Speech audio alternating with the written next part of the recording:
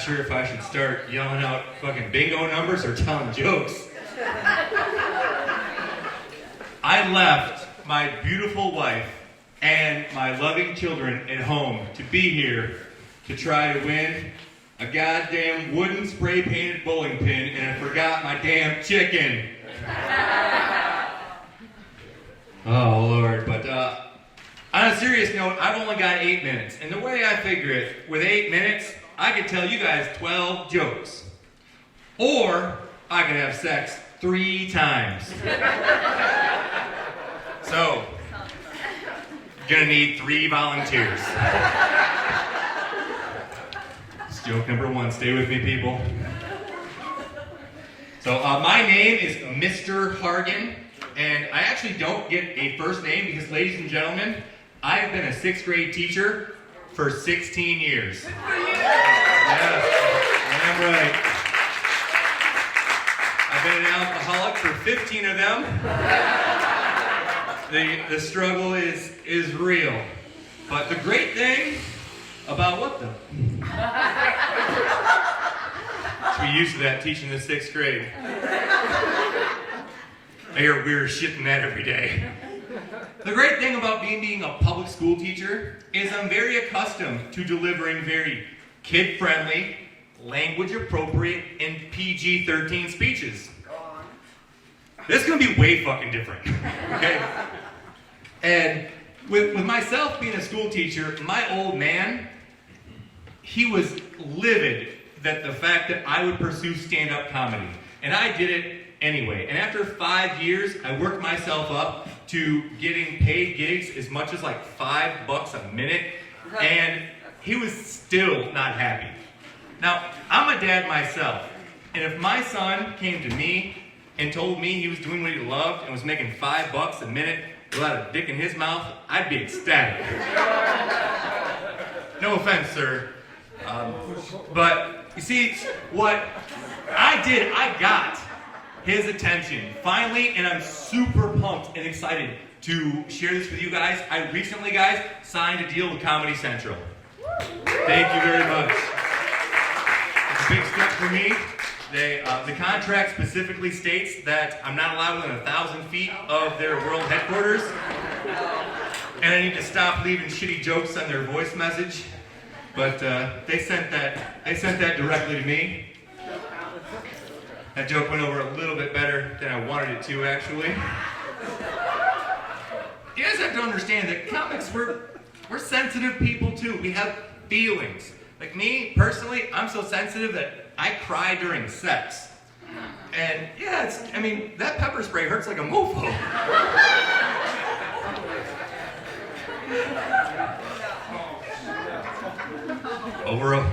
I'm just trying to find the line. You motherfuckers need Jesus. We are getting there, but it takes a good heart and a kind soul to be a lifelong educator like myself. It does. But we all probably, at least in some way, know one teacher, and if you ask them and they tell you the truth, they will tell you that they have at least one kid in their class that they hate more than herpes. Yeah, you know, are you a teacher, ma'am? No? You had herpes, though? I have that kid in my class. Now, we're streaming live, so I'm not allowed to say his name on stage, but his initials are Timmy Thompson. Timmy, I hope you're fucking listening, buddy. Oh, it is rough. Now, what's difficult for me about being a stand-up comedian and a school teacher at the same time is, guys, 7 a.m. tomorrow morning. I'm due back in class, and once in a great while, I can get my sex a little discombobulated. You know, I'm afraid to walk in tomorrow and be like, "What's up, Grand Rapids? Good to be back up in this bitch." Oh, it happened one time, but I just kind of sneakily, I snuck into my spelling test. I was like, "Number 1, gentleman." Kid raised his hand and says, "Could you give us a definition of that, Mr. Hargan?" I said, "A man who respects women." Another kid raised his hand and said, could you use that in a sentence for us, please, Mr. Hargan? I said, on Thursdays, lap dances are half off at the Gentlemen's Club. Number 2, hypocrite. Same kid raised his hand and said, could you give us a definition of that, please, Mr. Hargan? I said, one who opposes his or her own teachings. Same thing. Could you use that in a sentence for us, please?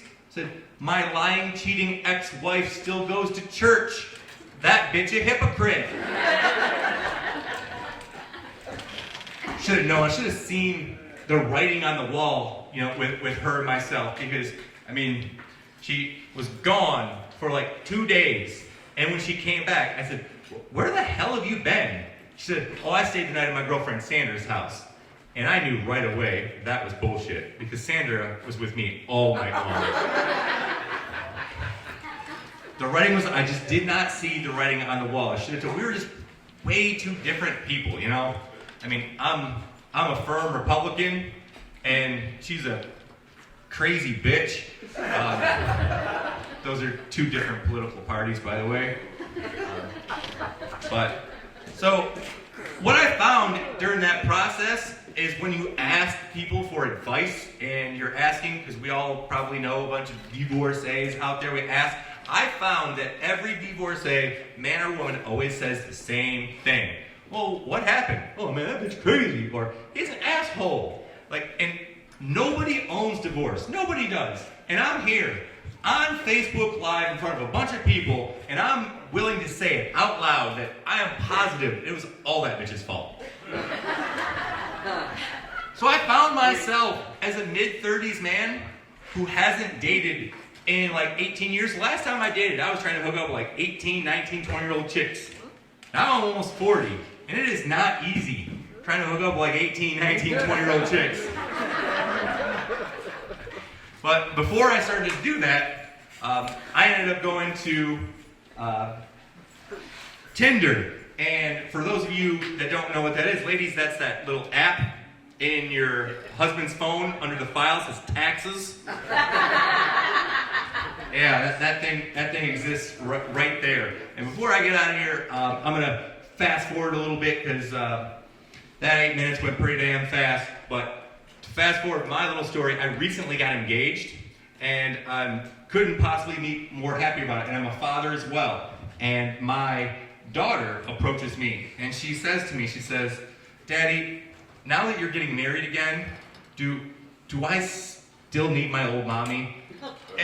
And God bless her heart, she didn't know any better, and this is my opportunity as a father to make sure that she doesn't get any misconceptions. So I gave her just the absolute biggest hug that I could, and I gave her a kiss. And I told her, honey, listen, just because I'm getting married, no, we don't need that bitch anymore. You guys have been awesome. Thanks for Brian putting this together. Appreciate you guys very much.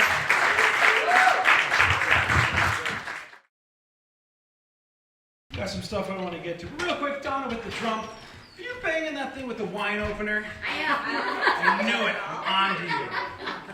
All right, we're gonna get along just fine. So I'll tell you a little bit about myself. I'm poor, which really isn't tragic or anything, as much as it's just absolutely ridiculous. Because I was raised with every single advantage in life. Had a loving family, good parents, nice house out in the suburbs. Parents had money. My dad spent over $100,000 sending me to private school, K through college. Yeah, I should be a fucking astronaut. I should at least be a pilot or something, but I'm not. Instead, I knocked up my college girlfriend, became a single father, and started a lucrative career as a social worker / amateur stand-up comedian. And that, my friends, is how you combat white privilege. Yeah. Everyone's always like, we need to do this. I'm this part right there. Nobody ever talks about that part of the graph. Now you know, this is what progress looks like. Oddly similar to the back page of a Kmart ad.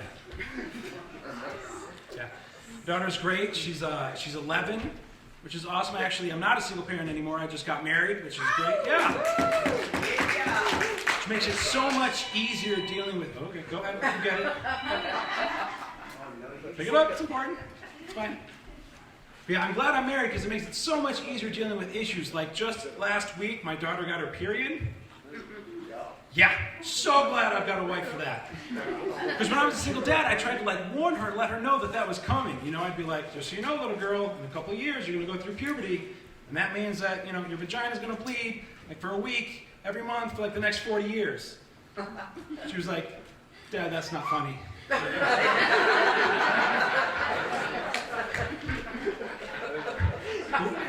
We eventually convinced her, and she cried and cried, and she looked over at me with her little eyes all pink and puffy, like, okay, Dad, how old are you when your penis started to bleed?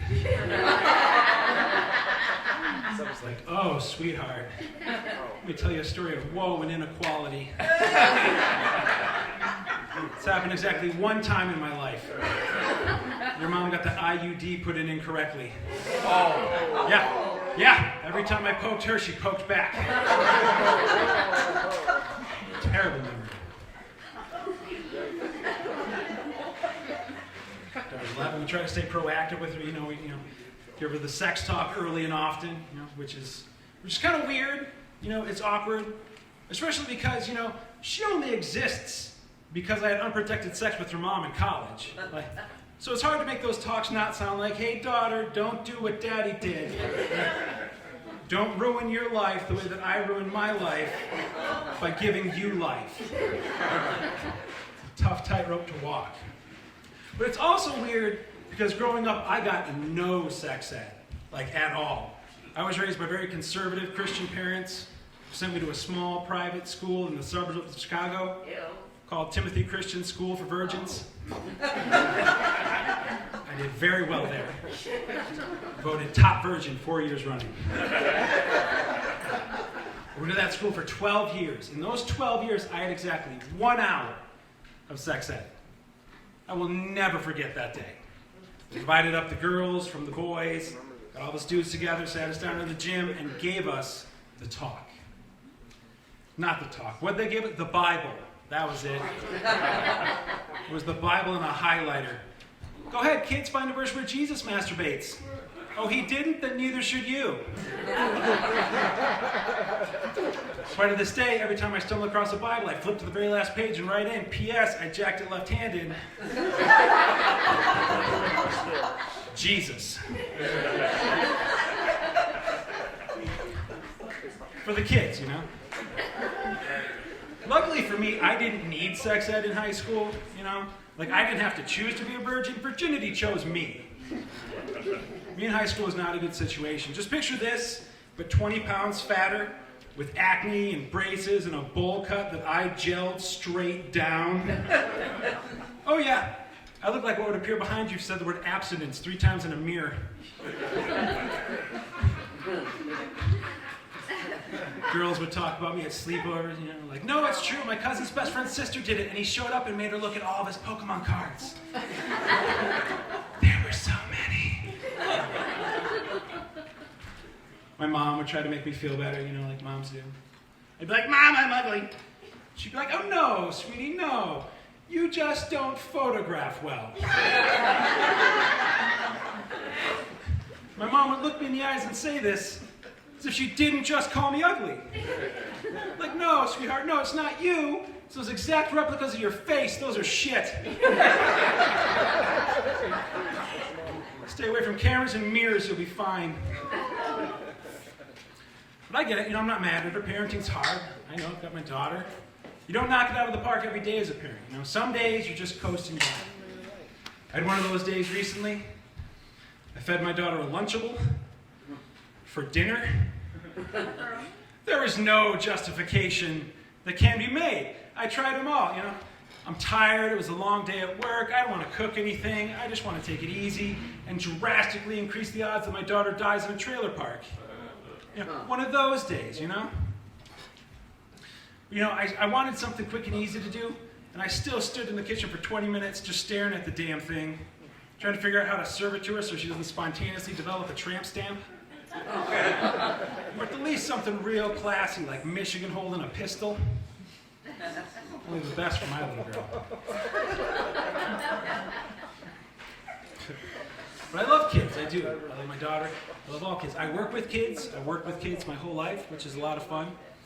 One thing I've noticed when you're a dude who works with other people's kids is people will rarely say anything about it, but every once in a while I'll get a look, you know? Like parents will come in with their kids and be like, all right, here's my kid. Don't rape him.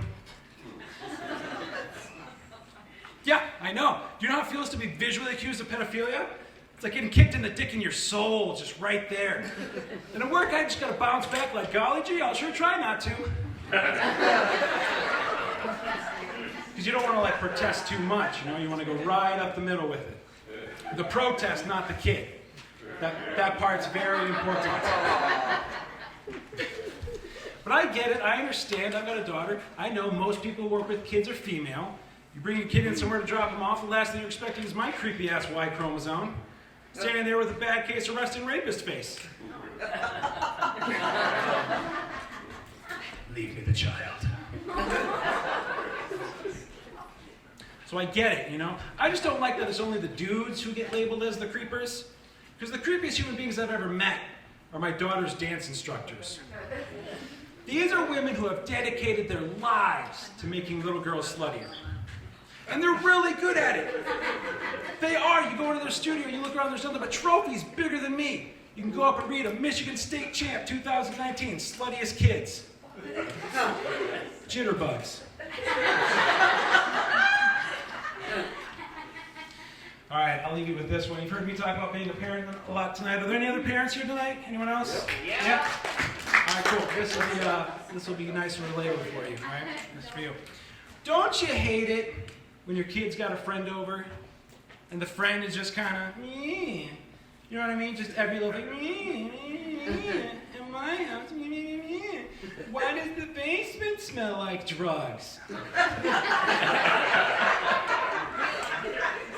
And then you gotta be like, I don't know. Why do snitches get stitches? Thank you very much. It's been my time.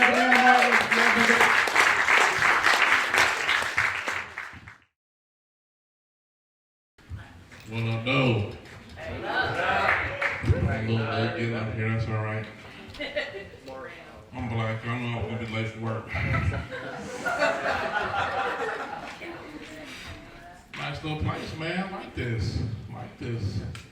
Like when my grandma decorated her basement and we couldn't go around there. It is, man, nice joint, man. This is better than some of the places I usually do shows at, man. I did one show, and this lady brought her kids.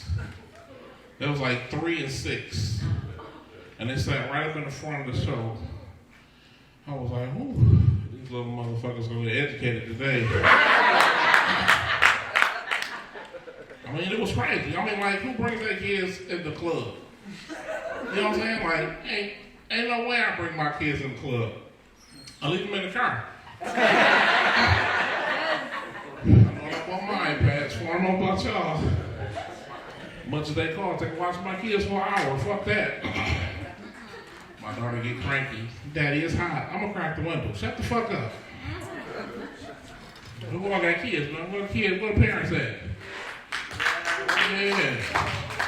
You know your kids? You know? Be proud. You know your kids? Yeah, say something. Speak out. Ain't nothing wrong with loving your babies. If you love your babies, them your babies. Love your babies. I hate kids. I can't stand them motherfuckers. If you don't believe me, ask mine. I got 3 of them motherfuckers show. I swear, school started. I was so happy school fucking started. I know I dropped my kids off at school. 10 minutes later, my daughter called me talking about, Daddy, this not my school. I said, your school, some school, it don't fucking matter. Bitch, I see you at 3. That's all. Yeah. I got 2 girls and a boy. My girls, they act like me, and that's why I don't like them, because they some assholes. My son, he think he's special. He think he's supposed to get whatever he want, whenever he asks for it. He came to me and said, Dad, I need some shoes. They're $265. I say, if I buy some shoes that cost $265, everybody in the house wearing them motherfuckers. I'm wearing them. Those are community shoes. Then you got an attitude. I don't know you act like that, Dad. You're supposed to take care of me because I didn't ask to be here. I say, you're right. And if your mom would have had her half of the money, I would have took care of your ass a long time ago and your ass wouldn't be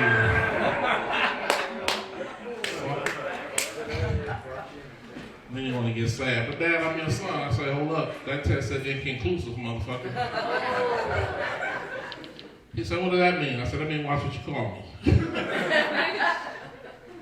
Then he got upset. I think I'm adopted. I'm like, man, you are not adopted. You got to know that. He said, well, how am I supposed to know that? I said, because you can't believe that I had choices and I picked you.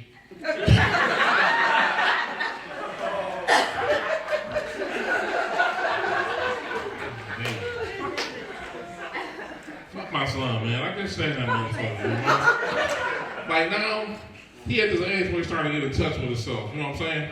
Starting to get in touch with himself. Yeah. Every time he went to the bathroom, the shower come on. And I asked him about it. He was like, Dad, that's not what I'm in there doing. I said, oh, so you think it's normal to take 7 showers a day? He said, that's not what I'm doing, Dad. I said, yes, the fuck it is.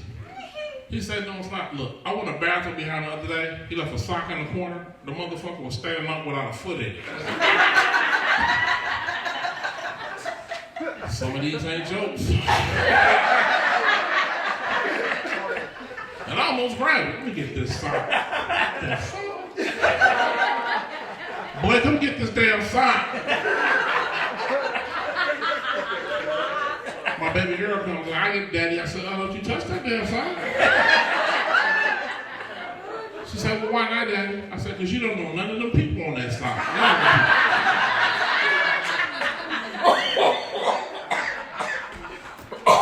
And then it's crazy, because then she get an attitude with me. Daddy, I'm just trying to help you clean up. Why you so jumpy? Don't touch the sock. And then this morning he was like, don't kiss mama. I said, kind of for the same reason.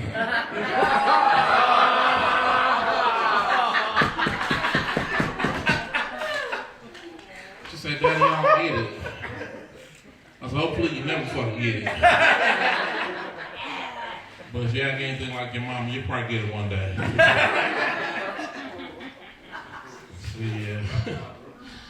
Fuck kids, man. Kids is bad. Like, my kids so bad, it made me think about shit I normally wouldn't think about. Like, my kids do so much bad shit, I just look at them sometimes and be like, why the fuck would anybody want to be a kidnapper? And get one of these little motherfuckers on purpose. Because kidnappers stupid as hell, man. Then the kidnapper sent a note to the parents to pay to get their kids back. I don't know if there's any kidnappers here tonight. But I want you to take this back to y'all meeting or whatever y'all got. If you kidnap my kids and send a note for me to pay to get them back, understand right now, at that moment, my kids just became your fucking kids. Because I'm not paying shit to get them back. And I got that from my mama. My mama, I asked her, I said, Mama, so I got kidnapped. And they wanted $20,000 to give me back. What would you do? She looked at me and said, I would miss you, son. That's the fuck I would do. I would miss you. Yeah, last show I had, man, I got a little tipsy at the show. I got pulled over by a state trooper on the way home. And he came to the car, and he said, how you doing? I said, I'm doing good. He said, any drinks? I said, no, I had too many, man, but thanks for the offer. It was a cool ass spot. He was like, oh, you're a comedian, huh? I said, actually, I am. And he said, okay, if you tell me a joke and I laugh, I'll let you go. I said, okay, cool. I say, how many light bulbs does it take? How many troopers does it take to screw on a light bulb? He said, I don't know. I said, I don't either. Y'all usually screw black people. Yeah, jail was cool. They let me out early. I'm Mark Barnett, y'all. Appreciate it.